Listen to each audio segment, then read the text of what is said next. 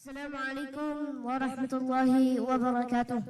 مولاي صل وسلم دائما أبدا على حبيبك خير الخلق كلهم مولاي صل وسلم دائما أبدا على حبيبك خير الخلق كلهم مولاي صل وسلم دائما أبدا على حبيبك خير الخلق كلهم. Ini kelihatannya masih seru nih soal pemanggilan Anies kemarin, klarifikasi. Berakhir 9,5 jam, luar biasa nih Bung Rocky. Ya, itu dipanggil buat apa dan berjam-jam, hal yang sepele, itu tinggal baca aturannya. Jadi terlihat bahwa polisi terpaksa mesti memperpanjang pemeriksaan itu. Karena berupaya untuk melayani kepentingan istana itu, bahwa seolah-olah udah diperiksa dan akan ditemukan deliknya. Karena istana berharap Anies itu kena delik. Padahal polisi mengerti bahwa nggak mungkin diberikan delik pada sifat undang-undang yang tidak punya kekuatan hukum, tidak punya back ke dalam undang-undang karantina. Tentu saja polisi mengerti itu. Tapi saya menganggap bahwa seluruh kejadian kemarin itu terhadap Anies, terhadap Habib Rizik, segala macam itu karena istana tidak punya think tank yang mengolah informasi. Kan masa Mahfud sendiri nggak punya pengetahuan bahwa undang-undang karantina itu tidak diberlakukan justru karena presiden ingin PSBB itu kan. Jadi kan mesti ada tim yang membaca itu. Dia nggak ngerti bahwa polisi juga kesulitan untuk menegakkan hukum terhadap sesuatu yang sifatnya sangat liquid, sangat yang tidak konstan itu. Nah, itu yang menerangkan mengapa orang yang paham itu terpaksa mesti berikan konferensi pers karena takut dibully sama ahli hukum. Pak Doni langsung bicara bahwa Anies nggak ada salahnya. Kapolri juga Pangdam Jaya. hal yang sama. Pangdam Jaya juga menyatakan Pangdam Jaya. Ya. Terangkan hal yang sama. Jadi terlihat justru yang punya think tank adalah Pangdam Jaya, yang punya think tank adalah Pak Doni itu. Sementara istana nggak punya think tank karena istana mengandalkan opini publik melalui konferensi pers Mahfud, lalu diundang Panglima ABRI untuk menerangkan situasi. Tapi tetap nggak ada pakemnya tuh. Jadi terlihat bocor terus kemampuan istana untuk mengolah informasi. Mengapa begitu? Karena pendukung istana sekarang cuma dua. Satu adalah buzzer, Yunto influencer. Dua adalah komisaris-komisaris relawan tuh. Yang semuanya nggak punya kemampuan untuk bikin analisis keadaan kan. Jadi presiden tertipu oleh pembantu-pembantunya sendiri sehingga muncul blunder lagi. Akibatnya apa? Akibatnya orang berpihak lagi pada Anies kan. Kan Anies memang benar. Terus nanti ditimbulkan lagi isu dasar kadrun, nggak mau kritis terhadap gubernur. Oh, gubernurnya memang benar. Coba aja sebut dasar kadrun, Pangdam memihak pada Anies. Coba aja kalau berani itu. Lah Pangdamnya benar. Doni Murdano juga mau disebut kadrun.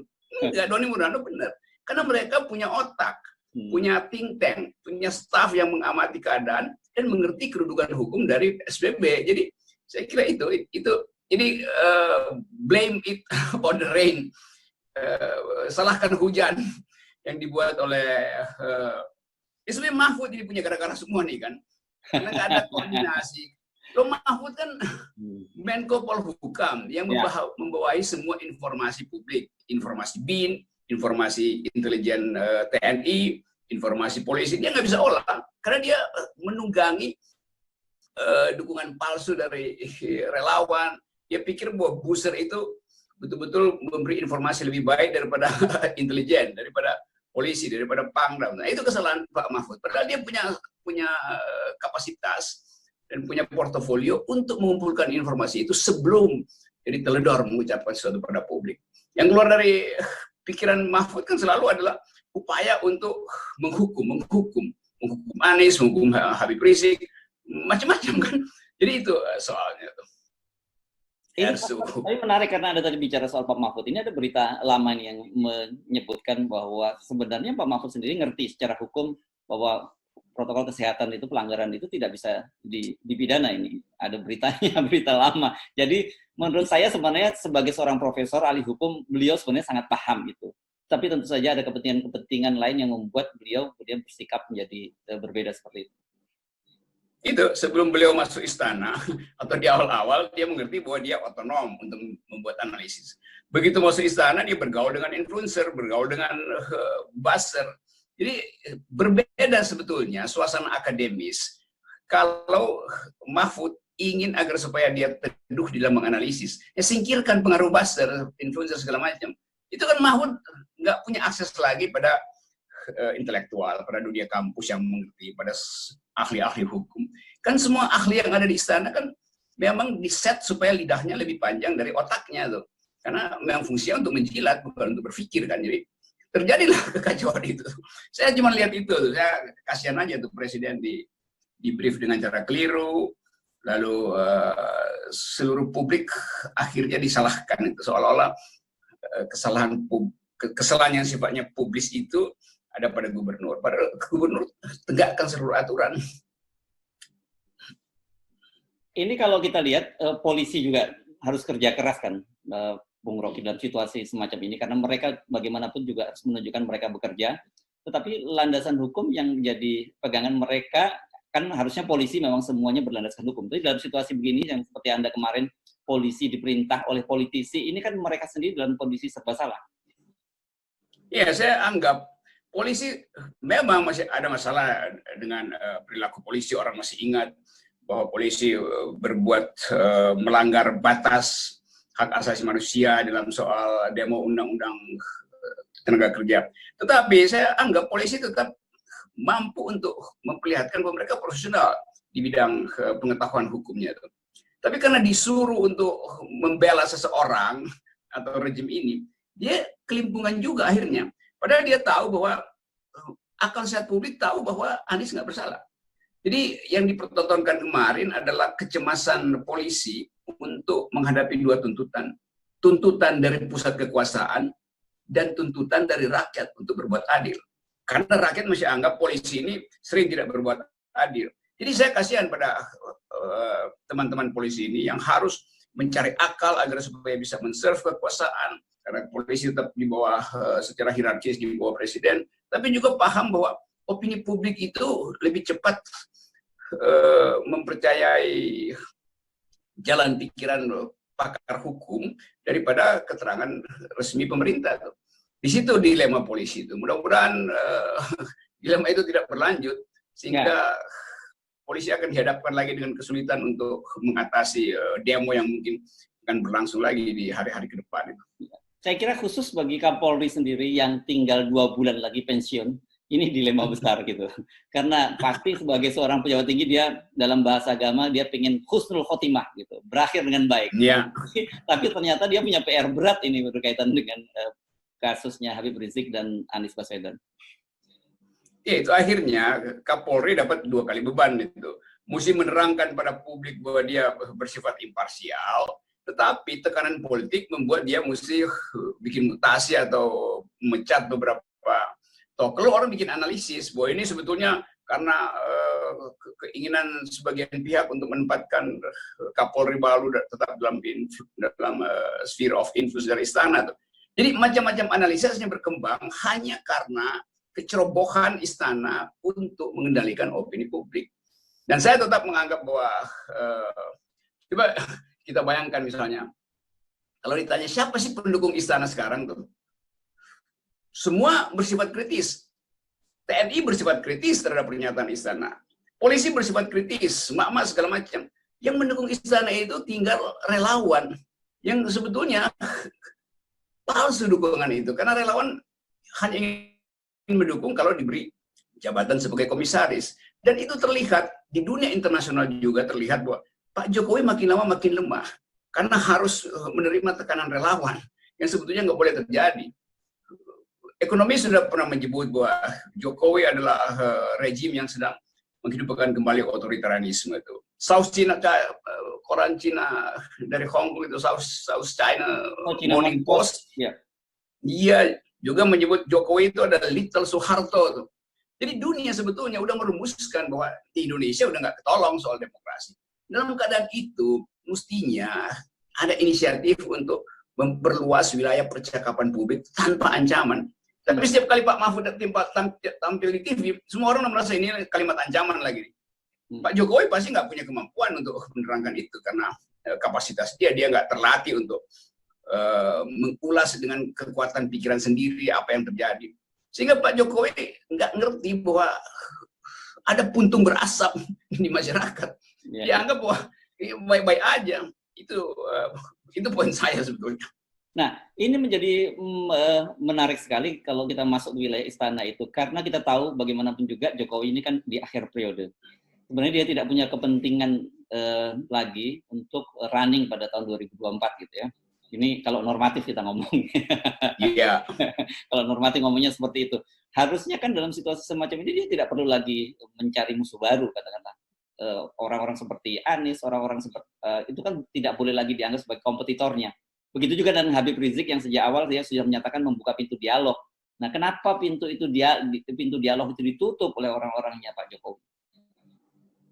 Ada lingkaran di sebelah kiri Pak Jokowi yang menginginkan agar supaya proyek oligarki itu berlanjut di 2024. Dan Jokowi ada di dalam tawanan itu. Lain kalau Pak Jokowi punya kemampuan menganalisis secara strategis, punya tokoh-tokoh yang diandalkan, jadi dia sendirian, dan dia tidak punya kepentingan, sekaligus tidak punya pengetahuan sebetulnya tentang keadaan. Kan itu yang terjadi sebetulnya. Jadi orang anggap ini presiden ini mau apa di ujung peristiwa politik ini? Apa ujungnya nanti? Semakin Pak Jokowi tidak mampu untuk mengucapkan pikirannya sendiri, semakin orang menganggap ya memang benar yang disebut oleh publik internasional bahwa ini adalah boneka yang ya dipilih memang secara legal, tapi legitimasinya hilang. Kan orang sering menganggap bahwa presiden kan dipilih, memang dia legal itu. Tapi dalam krisis politik orang nggak lihat legalitasnya, orang lihat legitimitasnya itu. Itu olo-olo itu kan akan berlangsung terus dan menggerogoti stabilitas batin istana. Jadi saya melihat misalnya ini setiap pagi kalau mungkin Pak Jokowi langsung bikin webinar, semua menteri mulai bertanya-tanya lagi nih, apa lagi yang akan dicaci oleh publik kalau webinar ini hasilnya diucapkan oleh Menko Polhukam di depan para wartawan. Jadi terlihat bahwa secara mental kabinet sebetulnya udah lumpuh itu. Karena nanti Pak Muldoko keluar lagi dengan perintah baru yang sebetulnya orang tahu yang nggak ada gunanya Muldoko ucapin segala macam analisis atau menggertak itu nggak ada poin lagi. Nah, ukuran terakhir adalah dipanggilnya Anies itu. Nah, Anies dipanggil, justru Anies sebagai tokoh politik mencuat lebih jauh lagi dari yang posisinya sekarang. Ya.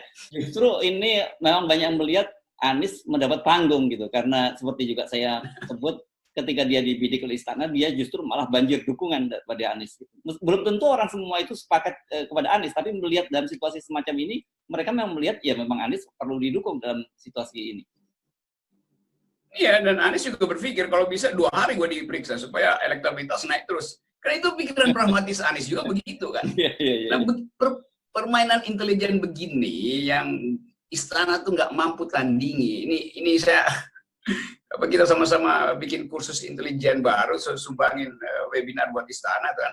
Kan kita ngelihat kecerdasan setiap kali satu tokoh dari istana udah di depan kamera pers, kelihatan wajahnya pucat pasi sebetulnya. Lalu kelihatan otot-otot artikulasinya itu tegang. Jadi kelihatan sebetulnya dari analisis psikogram aja bahwa berantakan istana itu. Berantakan istana itu terlihat dalam berantakannya wajah, berantakannya bahasa tubuh, apalagi berantakannya kalimat itu. Oke, sekarang kita coba ikuti skenario mereka gitu. Menurut Bung Rocky, setelah Anies dipanggil gitu, langkah apa lagi yang bisa dilakukan oleh istana? Karena kita tahu kemudian opini para pakar hukum menyatakan bahwa ini nggak ada pintu masuk dari sisi pidana sama sekali itu, dan juga itu sebenarnya diakui oleh Pak Mahfud MD dalam pernyataannya beberapa waktu yang lalu gitu. Iya. Itu akan dicari alasan baru, pasti akan dicari alasan baru. Karena intinya sebetulnya adalah silencing, menundukkan, mendiamkan Habib Rizik itu. Yang lain-lain itu ya batu loncatan aja. Nah, Habib Rizik membaca bahwa istana nggak punya kemampuan untuk meyakinkan bahwa mereka benar. Istana kan berupaya untuk kirim sinyal pada Habib Rizik bahwa Anies itu bisa kita penjarakan loh. Jadi Anda jangan pikir bahwa Anda tidak bisa kami tangkap. Ternyata nggak begitu. Karena Habib akhirnya akan lihat bahwa loh, TNI punya pengertian yang lain tentang PSBB. Polisi juga tahu bahwa saya nggak melanggar. Jadi Habib justru dapat vitamin baru untuk makin beroposisi pada istana. Lalu istana putar akal lagi tuh, bagaimana caranya? Yang paling gampang pasti adalah peralatan konvensionalnya, yaitu buzzer, menyerbu lagi di sosial media tuh. Tapi orang menganggap ini ngapain sih ini buzzer, sok-sok jago di sosial media. Padahal 1000 buzzer itu disentil sedikit oleh satu orang tokoh itu selesai semua, gelimpangan lagi. Tapi nanti akan dilaporkan kepada Pak Jokowi bahwa buzzer berhasil untuk menguasai opini publik tuh, dikasih statistiknya, disewa surveyor istana tuh. Lalu Pak Jokowi merasa oke, saya aman, masih aman. Tapi itu kan palsu. Ya, ya. Anda betul itu, karena kemarin memang sempat trending topik itu, nonaktifkan Anies, tagar nonaktifkan Anies sempat trending topik. Nah itu, saya kira itu salah satu key performance indicator buat mereka keberhasilan kinerja mereka. Ya itu. Jadi uang dihabisin oleh istana untuk nyewa orang-orang dungu ini. Ini kan cuma soal permainan komputer disebarkan dengan cara cepat. Tapi coba tunggu aja tuh 2 jam setelah trending topik itu muncul, udah orang balik lagi bahwa Anies memang benar, Anies memang tidak bisa dipidana. Oh selesai. Lalu Jokowi pagi-pagi ngomel-ngomel lagi tuh, kumpulin orang lagi, ini kenapa jadi begini nih? Lalu datang lagi si para pembohong buzzer ini terangin begini Pak Jokowi, bla bla bla bla.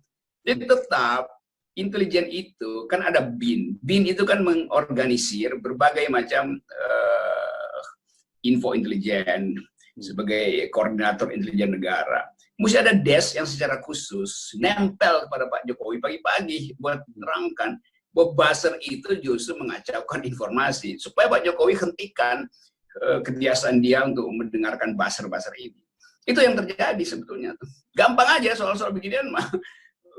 Pemimpin redaksi juga ngerti bagaimana cara mengolah isu supaya buzzer ini berhenti. Tapi kan nggak ada semacam briefing dari pers pada Pak Jokowi tentang keadaan. Ya. Jadi sebetulnya kehilangan kemampuan mengolah informasi menyebabkan kekacauan dan keberantakan istana. Cuman itu rumusnya tuh. Ya. Oke, jadi kalau Anda simpulkan tadi operasi intelijen istana ini kali ini berantakan ya?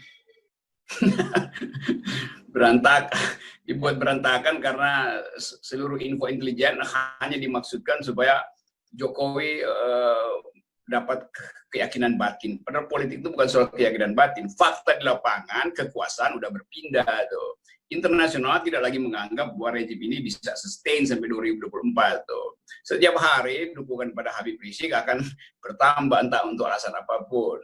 Jadi keadaan ini yang harusnya diterangkan pada Pak Jokowi bahwa dia sudah di dalam keadaan yang sangat lemah dan letih sebetulnya. Tapi nggak ada yang berani terangkan itu kan.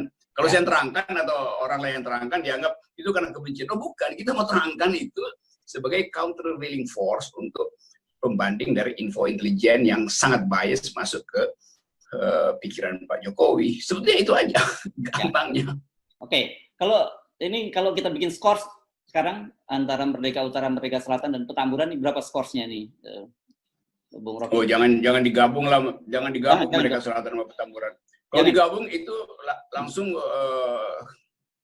apa namanya itu nggak ada pertandingan lagi karena langsung menang tanpa bertanding gitu kan. Jadi Anies di atas Jokowi, apalagi digabung dengan Habib Rizik. Coba dibikin polling hari ini nih. Udah pasti kalau besok dibikin polling siapa jadi presiden, Anies langsung jadi presiden. Tanpa ada dua kali putaran. Oke, baik. Bung Rocky, terima kasih.